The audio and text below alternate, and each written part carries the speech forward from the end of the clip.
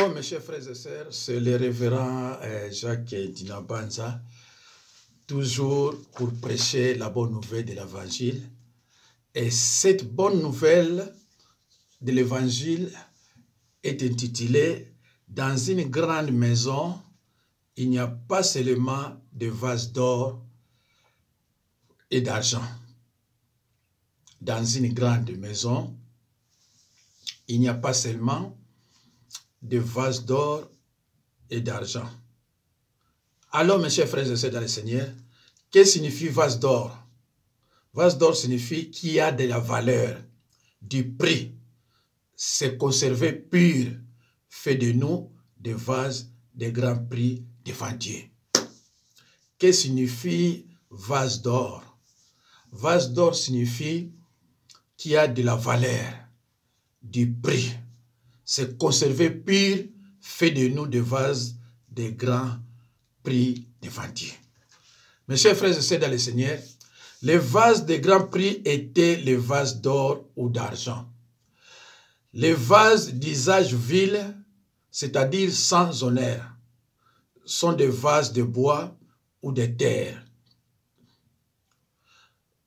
Vase d'honneur, c'est conservé pur, peut demander des sacrifices. C'est conservé pur, peut demander des sacrifices, mais cela en vaut la peine. Lisons dans 2 Timothée 2, 20 à 21. Prenez vos Bibles, mes chers frères et sœurs, là où vous êtes. Nous allons lire dans l'épître de 2 Timothée 2, 20 à 21. Je lis au nom de Jésus-Christ. Dans une grande maison, il n'y a pas seulement de vases d'or et d'argent, mais il y en a aussi de bois et de terre. Les uns sont des vases d'honneur et les autres sont des usages vils. Mes chers frères et sœurs dans le Seigneur, nakati ya ndako monene bazalaka na banzungu ya ndenge na ndenge.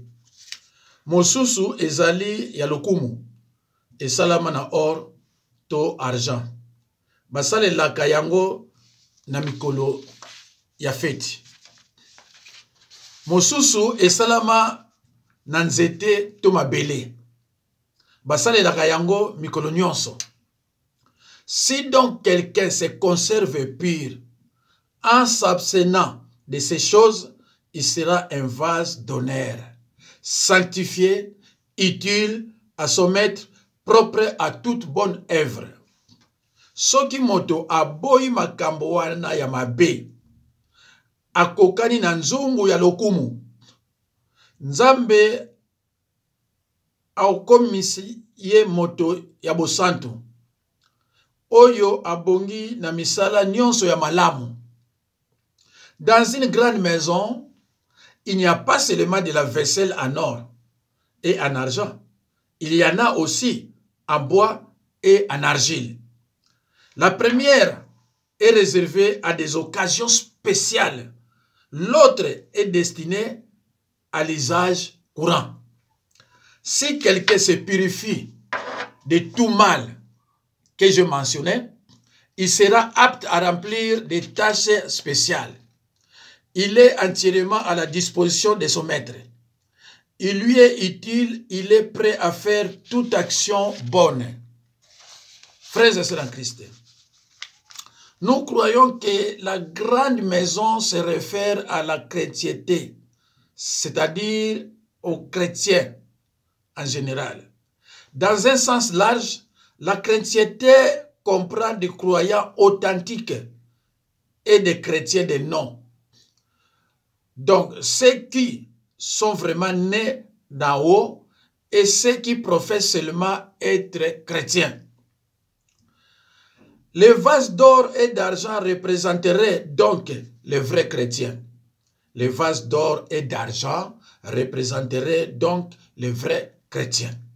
Les vases de bois et de terre ne se réfèrent pas seulement aux chrétiens de nom en général, mais plus particulièrement aux mauvais serviteurs et à ceux qui enseignaient de fausses doctrines telles que Hyménée et Philette.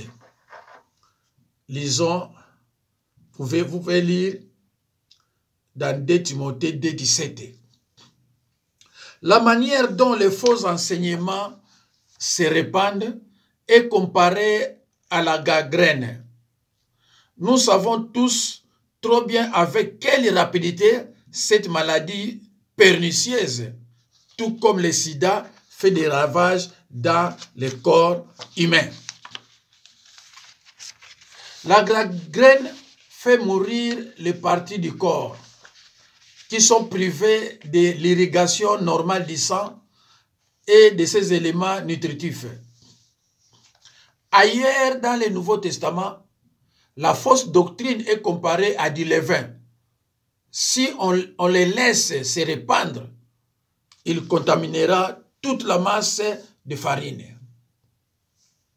Paul nomme des hommes dont l'enseignement corrompait l'église locale, Hyménée et Philette, parce qu'ils n'ont pas dispensé la parole de la vérité avec droiture. Ils sont mis au nombre de ceux qui font honte à Dieu. Ils prétendaient que la résurrection était arrivée. Leur idée était peut-être qu'une personne sauvée, ressuscitée en nouveauté de vie avec Christ, ne pouvait pas s'attendre à une autre résurrection. Selon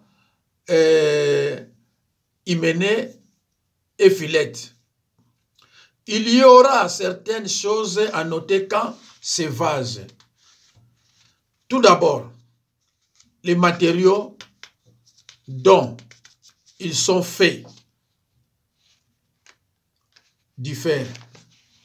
Tout d'abord, les matériaux dont ils sont faits diffèrent. Ensuite, leur usage est différent. Enfin, ils se distinguent par leur destinée ultime.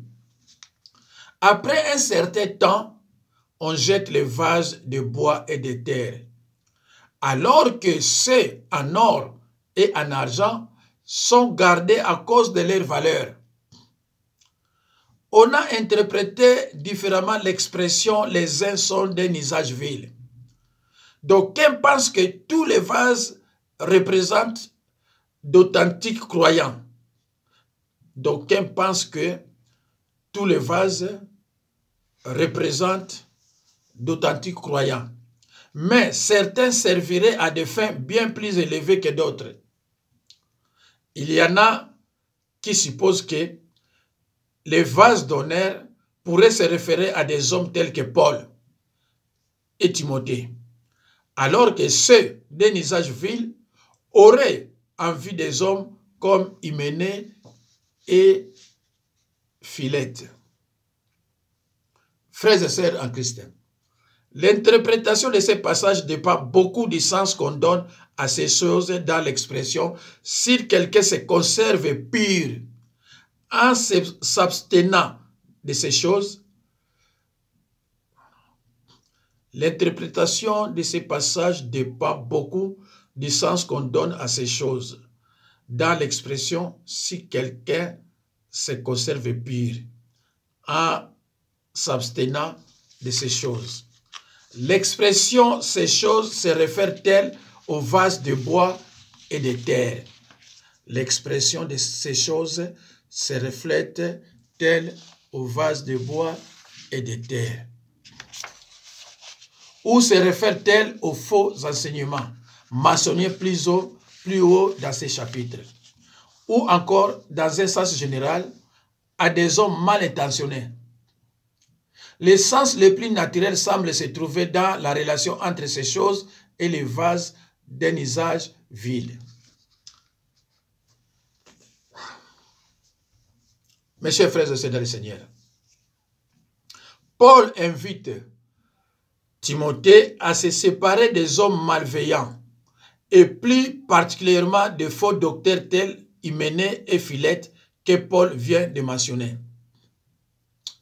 Paul ne demande pas à Timothée de quitter l'Église, ni le christianisme en tant que tel. Il ne pourrait le faire sans abandonner sa profession chrétienne, puisque le christianisme comprend tous ceux qui professent être croyants. Il s'agit plutôt de se séparer des malfaiteurs, c'est-à-dire des faux docteurs considérés comme des faux docteurs, et de se garder de la contamination des doctrines néfastes. Sortez de là. Ne touchez rien de pire. Sortez du milieu d'eux. L'homme qui évite les associations mauvaises sera un vase d'honneur. L'homme qui évite les associations mauvaises sera considéré comme étant un vase d'honneur. Dieu ne peut employer à son service que des vases propres. Dieu ne peut employer à son service que des vases propres. Purifiez-vous, vous qui portez le vase de l'Éternel. Ésaïe 52, 11. Un tel homme sera aussi sanctifié en étant séparé du mal et mis à part pour le service de Dieu. Mes chers frères et sœurs, il sera utile à son maître. C'est que tous ceux qui aiment le Seigneur auraient à rechercher avant tout. Enfin, il sera préparé afin d'être propre à toute bonne œuvre. Il sera prêt à tout temps à être employé à quelque tâche à laquelle son maître l'appellera. Timothée doit non seulement se séparer de tous ceux qui pratiquent l'iniquité, il doit aussi se séparer des passions de la jeunesse. Cette expression ne vise peut-être pas uniquement les appétits physiques, mais aussi la soif de s'enrichir et de devenir célèbre et la recherche du plaisir. En outre, Paul peut avoir en vue l'obstination, l'impatience, l'orgueil, la légèreté et l'inconstance. Comme dit plus haut, Timothée devait avoir 35 ans à ce moment et qu'il fasse très attention. Timothée, il devrait avoir 35 ans, il était jeune et qu'il fasse très attention. C'est pour cela, Paul dit, Timothée doit non seulement se séparer de tous ceux qui pratiquent l'iniquité, mais il doit aussi se séparer des passions de la jeunesse. Cette expression ne vise peut-être pas uniquement les appétits sexuels, les appétits physiques, mais aussi la soif de s'enrichir et de devenir célèbre, et la recherche du plaisir aussi. Parce que quand on est jeune, tu es respecté par des gens, tu risques de déconner. C'est pour cela que l'apôtre Paul met en garde Timothée. En outre, Paul peut avoir en vue l'obstination, l'impatience, l'orgueil, la légèreté et l'inconstance. Comme dit plus haut, Timothée devait avoir 35 ans à ce moment, qu'il fasse très attention. Leur passion de la jeunesse ne signifie donc pas forcément les désirs charnels propres aux adolescents, mais tous les désirs impurs qui pourraient tenter un jeune serviteur du Seigneur et le faire dévier du chemin de la pureté et de la justice. Timothée ne doit pas seulement fuir, il doit aussi suivre. Il y a les côtés négatifs et les côtés positifs. Il est invité à rechercher la justice. Cela signifie que ses relations avec ses semblables, qu'ils soient sauvés ou non, doivent être imprégnées, doivent être remplies d'honnêteté, justice et d'impartialité, qui n'expriment aucun parti pris, un jugement impartial, juste et net.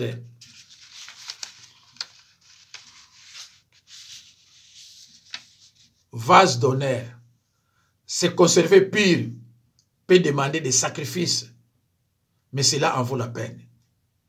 Dans ce texte, Paul met en garde Timothée sur ce qui sort, sur ce qui sortira de sa bouche, sur les conversations, qu'on évite les discours vains et profanes, et leurs paroles rongera comme la gangrène. Nous n'imaginons pas toujours les répercussions lorsque sort de notre bouche des paroles vaines et non édifiantes.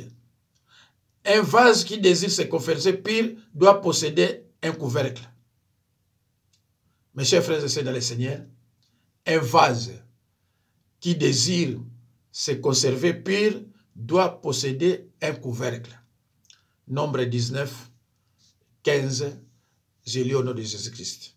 Tout vase découvert sur lequel il n'y aura point de couvercle attaché sera impur.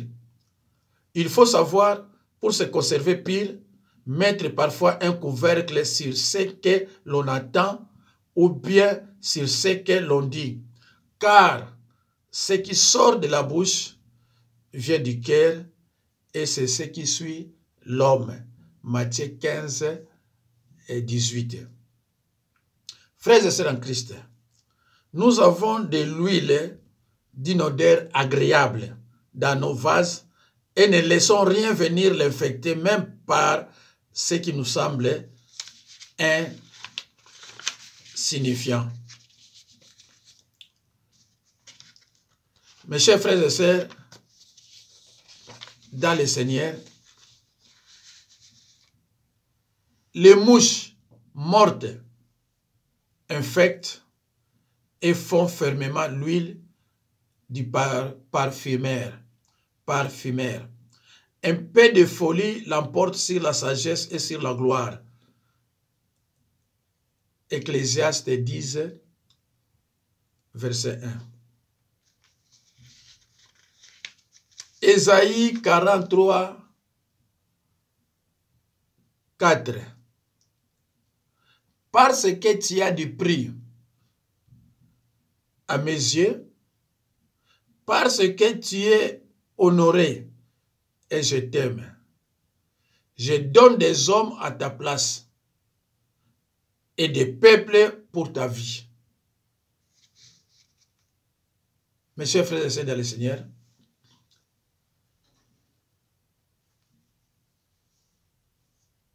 le vase d'or devient alors sanctifié, c'est-à-dire mis à part, donc séparé par le maître de la maison pour de nobles tâches. Pour de nobles tâches. Mes chers frères et sœurs, dans le Seigneur, c'est la fin de notre enseignement intitulé « Dans une grande maison, il n'y a pas seulement des vases d'or et d'argent. » Alors, qu'est-ce que signifie vase d'or? Vase d'or signifie qu'il y a de la valeur, qu'il y a du prix. C'est conserver pur fait de nous des vases de grand prix devant Dieu. Les vases de grand prix étaient les vases d'or ou d'argent. Les vases d'usage vil, sans honneur, sont des vases de bois ou de terre. Vases d'honneur, je reprends, c'est conserver pur, peut demander, n'est-ce pas, beaucoup de sacrifices. Mais cela en vaut la peine. Mes chers frères et sœurs, nous avons lu dans 2 Timothée, chapitre 2, 20 à 21, que dans une grande maison, il n'y a pas seulement de vases d'or et d'argent, mais il y en a aussi de bois et de terre. Les uns sont des vases d'honneur et les autres sont d'un usage vil. Na kati ya ndako monene bazalaka na banzungu ya ndenge na ndenge. Mosusu ezali ya lokumu, esalama na or to na argent. Basalelaka yango na mikolo ya feti. Mosusu esalama na nzete to na mabele. Basalelaka yango mikolo nyonso. Si donc quelqu'un se conserve pur en s'abstenant de ces choses, il sera un vase d'honneur sanctifié, utile à son maître, propre à toute bonne œuvre. Soki moto aboyi makambo wana ya mabe, akokani na nzungu ya lokumu, Nzambe akokomisa ye moto ya bosanto oyo abongi na misala nyonso ya malamu. Dans une grande maison, il n'y a pas seulement de la vaisselle en or et en argent. Il y en a aussi en bois et en argile. La première est réservée à des occasions spéciales. L'autre est destinée à l'usage courant. Alors, si quelqu'un se purifie de tout mal que j'ai mentionné, il sera apte à remplir des tâches spéciales. Il est entièrement à la disposition de son maître. Il lui est utile. Il est prêt à faire toute action. Alors, mes chers frères et sœurs, il faut maintenant choisir. Tu es un vase d'honneur ou alors tu es un vase vil. Toi, tu fais ton choix toi-même. Est-ce que tu es un vase d'honneur ou alors tu es un vase vil? Un vase d'honneur, c'est un croyant né de nouveau, et un chrétien. C'est celui-là qu'on appelle un vase d'honneur. Merci, mes chers frères et sœurs. Dans le Seigneur, que Dieu vous bénisse. C'était le révérend Jacques Dinabanza. Que Dieu vous bénisse. À la prochaine occasion. Merci.